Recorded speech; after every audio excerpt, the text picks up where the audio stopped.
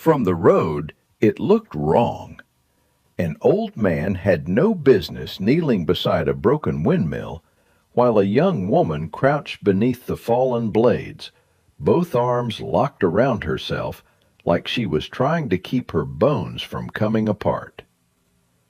Gideon Vale knew that, so he stayed back, not close enough to touch her, not close enough to scare her, close enough only to see the dust caked into her hair, the blood at her heel, and the way her eyes kept searching the horizon as if the land itself had learned how to chase. It was late afternoon on the high Kansas plain, where the sun did not shine so much as press down. The windmill behind her had snapped one vane and leaned crooked over the dry wash. Its shadow cut across the ground in thin, trembling strips. The young woman had folded herself into that shadow, not because it was safe, because it was the first place her body had refused to run any farther. Gideon's horse stood 20 yards off, reins hanging, head low against the flies. The line shack behind him was empty. The road to Bitter Creek ran pale and straight through buffalo grass and dust. The woman did not speak. Gideon had seen fear before. He had carried it by the arm through field hospitals. He had watched boys bite leather while surgeons worked by lantern light. He had heard men pray to mothers who would never know where they fell. But this was not battlefield fear. This was house fear, the kind that learns the sound of boots in another room, the kind that knows which floorboard means anger, the kind that stops asking why and starts counting exits. He unslung his canteen and set it on the ground between them. "Water," he said. His voice came out low, plain. No softness too sweet to trust. She stared at the canteen like it might be a trick. Then she reached for it with both hands and drank too fast, choking once, turning her face away so he would not see her cry. Gideon looked at the broken windmill instead. That mattered. Men who made a spectacle of a woman suffering usually wanted something for it. He took the saddle blanket from behind his saddle and laid it over the pump handle, then stepped back again. "That is yours if you want it." The woman moved slowly, every inch argued over by pain. When she pulled the blanket around her shoulders, one torn sleeve slipped enough for Gideon to see the marks along her ribs. Old yellow bruising under fresh blue. A dark line where a strap had landed clean. Finger marks near the upper arm, too even to belong to any fall. His jaw set, not from surprise, from recognition. She saw him see it, and for one terrible second she looked ashamed. Then something changed in her face. She turned just enough to show him the worst of it. "Look close," she whispered. "Then decide if I am lying." Gideon did not look long. He did not need to. "No," he said, "you are not lying." The words nearly broke her. She bowed over the blanket, shaking without sound, as if sobbing out loud might bring someone over the ridge. Gideon waited. The wind dragged dry grass against the broken tower. Far off, a crow called once and went quiet. When she found enough breath to speak, the name came out like a wound opening. Silas Rook. Gideon knew the name. Most people within 60 miles of Bitter Creek knew the Rooks. They ran freight teams, bought horses, carried notes for men who preferred business done after dark. They did not own the county. But some families did not need to own a place to make people behave as if they did. Gideon looked down the road. Nothing moved yet.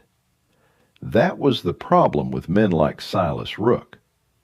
By the time you saw them coming, someone had usually already made room for them. Naomi Bell arrived before the riders did. She came up from the south draw on a gray mare, straight-backed under a brown hat, with a coil of rope at her saddle and a face that had spent years refusing to be impressed. Her eyes took in the woman under the windmill, Gideon's canteen on the ground, and the torn blanket pulled tight. She asked no foolish questions. "Inside," Naomi said. The woman flinched at the word. Naomi softened just a fraction. "Not the shack," she said. "The dugout cellar. Cooler. One door. You can see it from where you sit." That did it. Choice, not command. The woman let Naomi help her stand. Her name was Mara Whitcomb, though the way she said it made it sound borrowed, like even her name had been handled by other people too long. Gideon stayed outside while Naomi cleaned the cuts and checked what needed checking. He heard murmurs, a kettle lid clink, a breath caught and swallowed. Then Naomi came back up the cellar steps with blood on a scrap of linen and murder in her eyes. "Not one day of it," she said. Gideon nodded once. Mara came out after her, wrapped in the saddle blanket, standing because pride had hauled her upright when strength could not. "Your husband?" Gideon asked. Mara stared past him toward the road. "Abel does not swing the strap," she said. That answer carried more weight than yes. Gideon waited. "He holds the door." Naomi looked away first. Some truths were uglier because they were quiet. Mara swallowed. "Silas said if I left, he would tell Sheriff Peel I robbed the cash box. Said Abel would swear it. Said every man in Bitter Creek would believe a rook before he believed a wife who ran barefoot." Gideon looked at her feet. The soles were cut raw from prairie wire and flint. One ankle had swollen over the bone. There was no satchel, no shoes, no stolen money. Nothing but a woman who had run until the land itself had stopped her. "Then we get you to the sheriff before they do," Naomi said. Mara's face emptied.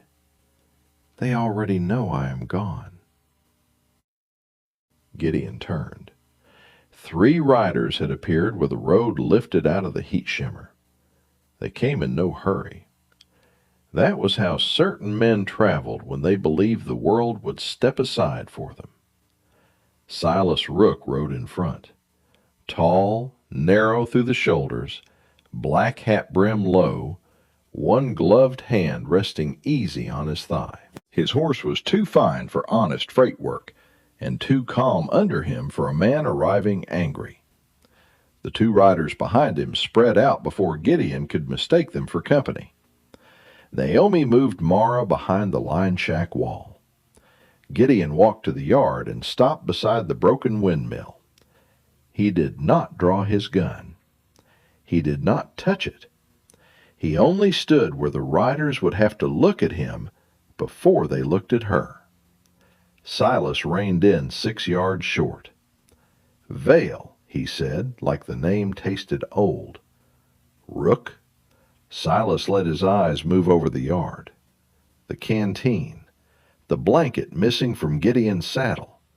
The cellar door. The places a frightened woman might hide. "My brother's wife wandered off sick this morning," Silas said. "Obliged if you return what is not yours." "People are not returned like tools." One of the riders grinned. Silas did not. "She is confused," he said. took money, hurt herself running. Families handle family matters. Gideon let the sentence sit in the heat until it began to rot. Then you will have no objection to Sheriff Peel hearing it. Silas's face barely moved, but Gideon saw the change. Not fear, calculation. No need to dirty a woman's name in town, Silas said. Naomi stepped from behind the shack. Her name is already dirty because you put your hands on it. The second rider swung down before Silas could stop him. Big man, freightman shoulders, slow mind, fast temper. He started toward the cellar door. Gideon reached for the broken windmill crank lying in the dust. The big man pulled a knife. Gideon stepped inside the reach and struck the man's wrist with the iron crank. Bone answered metal. The knife dropped. The other rider came hard from the left. Gideon took the hit in the shoulder, let it turn him, then drove the crank butt into the man's middle and sent him backward into the dry water trough. For a moment, nobody moved. Gideon's shoulder burned. His breath had shortened. His right knee reminded him of every winter since the war. Silas watched him with new attention. Then his gloved hand drifted toward his revolver. Mara made a sound behind the wall. Not loud, enough. Gideon kept both hands visible. "Draw if you need to," he said. "But the first thing the sheriff will hear is that you reached for iron after 2 witnesses saw what you came to do." Silas's fingers stopped. The wind turned the broken vein above them. Tick, tick, tick. Silas smiled then, a small, careful thing. "Fine," he said. "We will ride to town." Naomi's mouth tightened. Gideon understood. Silas had not surrendered. He had simply found a room where his name would weigh more. The ride to Bitter Creek took nearly an hour. Mara rode Naomi's gray mare because walking was no longer possible. Naomi rode behind her, one arm braced around her waist. Gideon kept to the rear, never letting Silas fall out of sight. The 2 hired men rode sullen and silent, one with his wrist tied against his chest. Silas seemed almost at ease. That was what troubled Gideon. A guilty man could still sweat. A prepared man did not have to. By the time the town came into view, the air had changed. Not the weather, the attention. Men on the boardwalk stopped talking too soon. A woman at the mercantile window pulled back from the glass. A boy who had been sweeping the livery porch looked toward the sheriff's office and then quickly away. Mara saw him before anyone said it. Her husband was already there. Abel Whitcomb sat on the bench outside Sheriff Peel's office, hat in both hands, clean boots crossed at the ankle, one bandage wrapped around his forearm like a badge. He looked up when Mara arrived, and whatever strength she had gathered on the road nearly went out of her. Abel was not surprised to see her. That was the answer. Silas had not chased her because he was behind. He had sent the story ahead. Inside the sheriff's office, the heat was close and sour with tobacco and old paper. Sheriff Warren Peel was a square man with gray at his temples and the patient eyes of someone who knew lies usually needed room to tire themselves out. But even patient men could be pushed by a town that had already heard a version first. Abel spoke before Mara could sit. "She took $40 from the lockbox," he said. "My mother's silver watch, too. When I tried to stop her, she cut me." He lifted the bandaged arm. Mara stared at it as if it belonged to someone dead. Silas stood by the wall, not angry now, respectable. That was his best costume. "She has been poorly in her mind," Silas said. "We tried to keep this private." Gideon felt Mara shrink beside him. That was the cruelty of a lie told early. It did not need to be strong. It only needed to be first. Sheriff Peel looked at Gideon. "You found her?" "Under the broken windmill at the south draw," Gideon said. "Barefoot. No purse, no watch, no shoes, no weapon. Cuts from fence wire and prairie stone. Bruising in stages." Abel's eyes flicked once toward Silas. Naomi saw it. "She had marks no morning run could make," Naomi said. "And she was afraid of sounds before she was afraid of men." Silas gave a weary sigh, practiced to sound generous. "Mrs. Bell has a tender heart. That does not make her a doctor." "No," Gideon said. He turned toward the door. "But Dr. Mercy Finch is." The room went still. Naomi had sent the livery boy for the doctor before they ever left the windmill. Mercy Finch entered with her sleeves rolled and her black bag in one hand. She had delivered half the town and buried the other half's excuses. She examined Abel's bandage first. A shallow cut, clean, wrong angle for the story he had told. Then she examined Mara in the back room with Naomi present. No one spoke while they waited. Outside, a wagon passed. A dog barked twice. Somebody laughed too loudly across the street and then remembered not to. When Dr. Finch returned, her face had gone hard. "That woman did not get those injuries falling across open ground," she said. "Some are fresh, some are days old, some older." Silas pushed off the wall. "Careful, Doctor." Sheriff Peel's eyes lifted. That was the first mistake Silas made in that office. Mercy Finch did not step back. "I am being careful." The sheriff turned to Abel. "You said she left by the front road before dawn on the bay mare." "Yes." "Then why did Tom Mercer find that mare tied behind my office at 7:30 with your saddle on her?" Abel's mouth opened. Nothing came out. Silas answered too quickly. "She must have turned it loose." "With your saddle on it?" Gideon asked. The sheriff looked down at the complaint paper on his desk. "And you said the cash box was forced." "Was," Abel said. Peel reached into his drawer and set a small brass key on the blotter. "Deputy found this on Silas's ring when he came in. Fits the box." Silas's expression finally changed. Not much. Enough. Mara's breathing grew thin. Gideon wanted to tell her it was over. He did not. Men like Silas Rook always kept one more lie under the tongue. Silas pointed at Mara. "Ask her about the watch."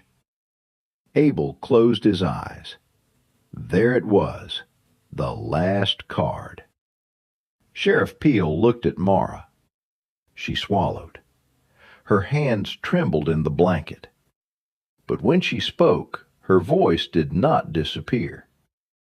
"The watch is in the flour bin," she said. Silas went cold. Mara kept looking at the sheriff. "He put it there after supper last night. I saw him wrap it in yellow cloth. He told Abel I would run before morning if he gave me enough reason."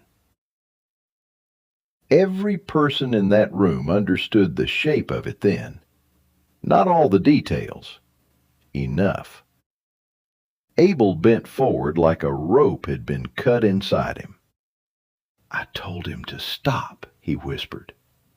No one moved. Abel's voice broke apart. "I told him she could not take more." Mara looked at her husband. There was no relief in her face, only a grief too tired to stand. Sheriff Peel rose. "Silas Rook, I am holding you." Silas laughed once, dry, ugly. "You are holding me on the word of a runaway wife?" "No," Peel said. "On the doctor, on 2 witnesses, on a false complaint, on the mayor, on the key, and on your brother finally finding enough spine to stop rehearsing." Silas's hand twitched toward his coat. Gideon saw it. So did the sheriff. Peel had his gun out before Silas cleared leather. "Do not," the sheriff said. For the first time that day, Silas Rook obeyed somebody. By sunset, he was behind iron. Abel sat in the office with his face in his hands, not forgiven, not free of what he had allowed, but finally separated from the lie he had been carrying like family duty. Mara stepped onto the boardwalk without anyone holding her arm. She still looked over her shoulder. Once, then she made herself stop. That was not healing. That was the first inch of it. Weeks passed. Then the plain changed color, the way it always did when summer began losing its grip. The grass faded from hard green to silver. The nights cooled. Dust settled differently on the fence rails. Mara stayed with Naomi Bell. At first, she slept with a chair against the door. Then she moved it a foot away. Then one night, she forgot to place it there at all. She worked when she could, rested when Naomi made her, learned the price of eggs, the sound of the well rope, the difference between a horse turning in its stall and a man crossing a floor. Small things. But freedom often returns by small things, because terror has taken the big ones first. Gideon came by to mend tack, sharpen tools, split wood Naomi insisted did not need splitting. He never asked Mara for gratitude. That was another kind of chain, and he had seen enough chains in his life. One evening, when the air had cooled and the broken windmill stood black against a red sky, Mara walked with him to the south draw. The old tower still leaned there. Naomi had wanted it torn down. Mara had said no, not yet. She stood under the crooked shadow and touched the pump handle where Gideon had left the blanket that day. "I thought this was where I stopped," she said. Gideon waited.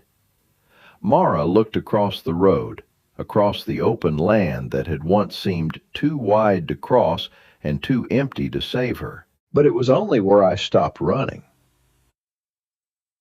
The wind moved through the broken vein.